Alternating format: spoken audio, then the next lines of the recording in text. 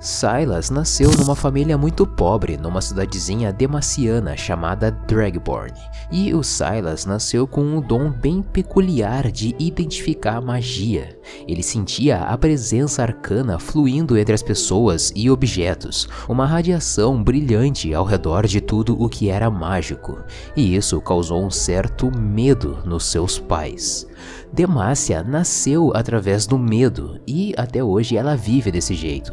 O medo se tornou preconceito e repúdio à prática da magia, só que não é possível negar a magia dentro de si. Acontece que existem magos e feiticeiros em Runeterra. Se você já jogou RPG de mesa alguma vez na vida, você sabe a diferença. Magos são aqueles que não nasceram com o dom da magia, mas o empenho nos estudos arcanos ao longo de muitos anos faz com que você aprenda essa prática misteriosa. Já um feiticeiro, ou um bruxo se preferir, ele nasceu com o dom da magia. Os poderes sobrenaturais se manifestam de maneira descontrolada e agora cabe você aprender a controlar todo esse poder. Então, já que você nasceu com o dom da magia, bora aproveitar, né? Estudar, praticar e se aprimorar para se tornar um grande feiticeiro, não é mesmo? Errado.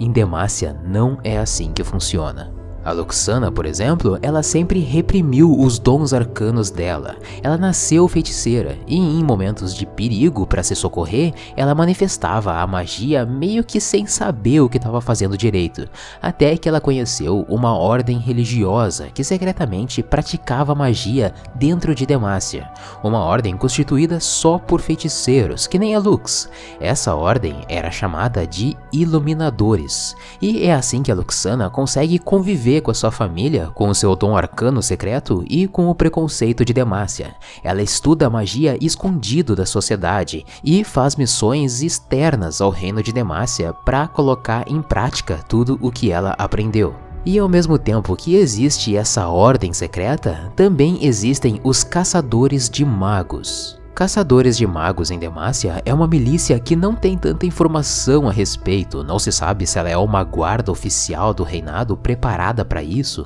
se ela tem a aprovação do rei Jarvan, né? Mas se não tem, pelo menos ela tem o apoio da aristocracia demaciana, pela elite, o que é uma coisa bem negativa.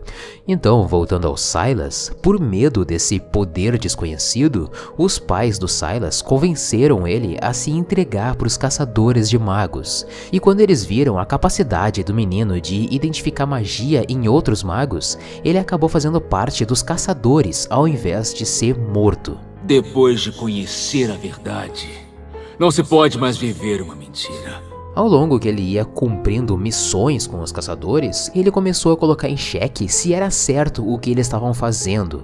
Nas últimas caçadas que o Silas participou, aconteceu o seguinte: numa vila pobre que nem a que o Silas tinha nascido, os caçadores tinham identificado prática de magia para fazer florescer melhor os campos das fazendas. O grupo de caçadores, constituída por ele, o Silas, o Marcino, que era um cara até que gente boa, mas de gente boa até o inferno tá cheia, e o Vannes, um cara bem preconceituoso, ou que pelo menos tem a cabeça bem engessada de que ele precisa eliminar toda a magia de dentro de Demacia, sabe? Eles aproveitaram o dom do Silas e identificaram essa vila. Então acontece um evento bem pesado para a história. O filho de uma velha é que era o mago da vila, e ele avançou contra os caçadores para proteger sua família. Os caçadores conseguiram derrubar o mago e, por acidente, caiu uma tocha na túnica do mago, ateando fogo e deixando o mago queimar até a morte. Não muito diferente do que teria acontecido se eles tivessem atirado uma tocha de propósito ao invés de por acidente, né? O fim seria o mesmo. Das atrocidades deles, eu já conheço todas.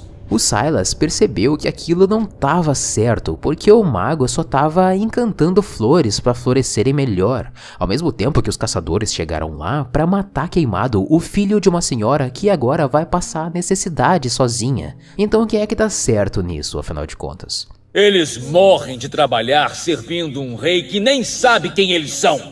Vou mostrar que a vida é mais do que isso. Mas durante a luta que teve contra o mago conseguiu amaldiçoar o Marcino, usando as suas mãos que estavam emitindo um brilho esmeralda e vinhas espinhosas que brotavam dos seus dedos. Então, durante o trajeto dos caçadores até o castelo de uma cidade chamada Ranwall, o Marcino começou a passar mal, a sentir convulsões, revirar os olhos, e eles pediram ajuda para um fazendeiro que eles encontraram no meio do caminho. E meio que relutante, sem querer ajudar, o fazendeiro acabou cedendo e tentou ajudar os caçadores. Mas era magia, mano. Os demacianos não têm conhecimento para curar maldições mágicas. E o Marcino acabou morrendo. Nisso, o Vannes começou a desconfiar do fazendeiro porque ele ficou meio relutante de ajudar no início. Depois ele falou que eles tinham que ir embora porque tinha uma fera nas redondezas, ao mesmo tempo que o Vannes ficou com aquele sentimento de rancor pelo amigo ter acabado de morrer. E o velho também falou que ele morava sozinho, só que daí tinha uma cama de criança na casa, com pratos de comida pela mesa, e isso tudo com o Silas sabendo o que o velho estava escondendo dos caçadores. Acontece que o Silas tinha ido até o celeiro e ele tinha visto a filhinha do velho, que era feiticeira. Ela estava escondida no celeiro para se proteger. E o Silas, como ele queria proteger a menininha, e o velho percebeu que o Silas não era uma criança ruim e ele não ia entregar a filha dele pro caçador, então ficou aquele climão tenso de desconfiança, até que o Vannes bateu no velho e chamou a filhinha, obrigou ela a sair do esconderijo, fazendo o pai de refém, digamos assim. E no momento em que a menininha pensou em revidar usando magia contra o Vannes, e o Vannes tentou acertar a menina com o cabo de madeira, nesse momento o Silas interveio no meio dos dois e meio que sem querer ele absorveu aquela magia misteriosa faiscante das mãos da menina, e um relâmpago distorcido irrompeu através do Silas, a luz brotou das suas mãos e o mundo desapareceu. Eu serei um mártir. Com a visão meio turva ainda e recobrando os sentidos, o Silas só enxergou 3 cadáveres carbonizados no chão, incluindo a menininha que ele tentou proteger. Eu nasci um mago, mas Demacia me transformou num criminoso. Depois que ele percebeu o que tinha acontecido, ele fugiu, porque ele sabia que ele já estava condenado e os outros caçadores viriam buscar por ele. Só era questão de tempo. Eu vou ser o monstro que dizem que eu sou. Enquanto ele estava foragido, o Silas reconheceu toda a hipocrisia demaciana, onde aristocratas podem usar magia escondidos, enquanto que gente pobre era condenada à morte. Vão conhecer um mundo sem vassalos e senhores. Alguma coisa tinha que ser feita para mudar esse cenário. Hora de esmagar a burguesia. Mas os caçadores de magos finalmente encontraram esse condutor arcano ambulante que é o Silas. Em vez de morto, ele foi condenado à prisão perpétua, numa prisão feita de petricita, com algemas e correntes feitas de petricita. Petricita é a grande arma de Demacia contra a magia. É uma mistura de cinzas, cal e árvores fossilizadas de uma floresta muito antiga de Demacia, que inclusive é a razão pelo assentamento do reino de Demacia naquela posição geográfica de Valoran. Durante as guerras rúnicas, enquanto as pessoas estavam apavoradas tentando se refugiar das guerras, eles fugiram para essas florestas e perceberam que os magos tinham os seus poderes enfraquecidos quando adentravam nessa mata petrificada. E é assim que os sobreviventes das guerras rúnicas fundaram o reinado demaciano, um reino com medo da magia. Eu não sou um traidor, sou a essência de Demacia! Depois de 15 anos de prisão, uma menina que trabalhava na Ordem dos Iluminadores começou a visitar o Silas, e por mais inibido que tivesse o poder do Silas ali naquela prisão de petricita, ainda assim ele conseguia sentir o grande poder arcano que cintilava ao redor da menina. Após 15 anos de escuridão, eu vi a luz. E a menina, como conheceu muito poucos magos na vida, então eles criaram um laço secreto de amizade, em que o Silas ensinava a como controlar melhor a magia, enquanto que a Lux falava de como estava o mundo atualmente e também trazia livros para ele ler. Desfaça as sombras! Toda luz projeta uma sombra, Luxana. Com o tempo e com uma cuidadosa manipulação, ele convenceu a Luxana de contrabandear um livro proibido para ele, os escritos originais do grande escultor Duran. Seu segredo está seguro comigo, Luxana. Duran foi um dos sobreviventes das Guerras Rúnicas que fundou o reino de Demacia. Ele foi um dos primeiros a estudar e experimentar a petricita. Ele ajudou a erguer muralhas de petricita ao redor do reino e, ao longo de 2 anos de dedicação, ele construiu o símbolo máximo de Demacia, a Estátua da Liberdade do reino, que era também um escudo poderoso contra a magia. Ele construiu o monumento Galho. O grande Galho. Sim, eu sei tudo sobre você. Então o Silas ficou lendo e estudando com aquele livro do Duran, e ele descobriu que a petricita não anula a magia, mas ela absorve a magia. Então, se o poder arcano fica lá dentro da petricita, deve existir alguma forma de liberar esse poder, né? A magia entra, o poder sai. Mas essa visita em que a Lux contrabandeou o livro do Duran foi a última visita dela. Acontece que a família Crownguard, ou Estima Guarda, a Riot não decidiu ainda qual vai ser o nome em português, essa família é a família aristocrata da Luxana, e eles descobriram o crime que a Lux fez contrabandeando o livro para um prisioneiro.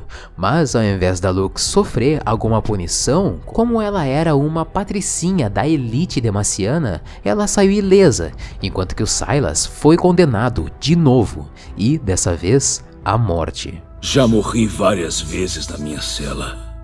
Isso não é nada.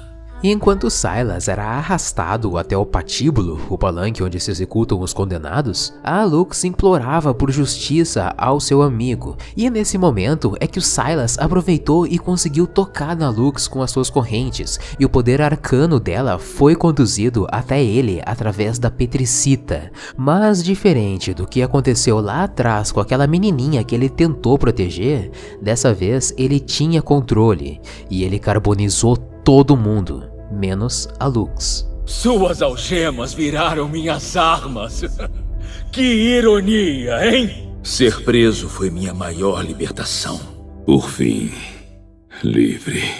Ele deixou o presídio dos caçadores de magos não como um exilado, mas como uma nova ameaça interna ao reino de Demacia, representando todos os perseguidos e injustiçados e acusando a hipocrisia da elite damaciana. Basta de reis e de rainhas! Chega de caçadores de magos! Isso acaba agora!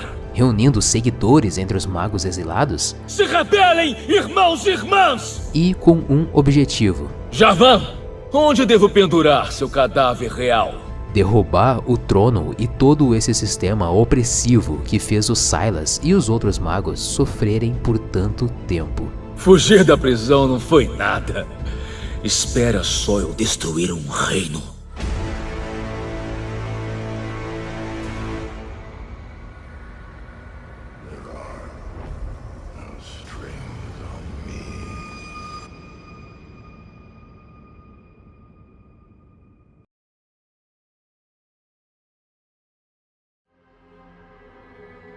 Bom, depois dessa esplêndida narração do Alesios, temos alguns pontos bem interessantes para a gente observar. Começando pela magia em Demacia, que pode ser comparada como o preconceito da nossa realidade. Daí a gente pode aplicar onde a gente quiser, né? Classe social, racial, sexual e principalmente a hipocrisia da nossa sociedade. A gente fala uma coisa publicamente e faz outra escondida. E também, Demacia seria um reino ideal, certo? Não. Você vê os podres dentro de um governo, que todo governo tem, né? É inevitável o negócio, mano. Porque o governo é feito de pessoas, e pessoas são falhas e dissimuladas. Na questão das características do gênero, vemos que é uma biografia, pois o gênero é narrativo, o texto é narrado em terceira pessoa, os fatos têm ordem cronológica, relata fatos marcantes da vida do Silas, tem marcadores de tempo, e também a verossimilhança dos fatos narrados.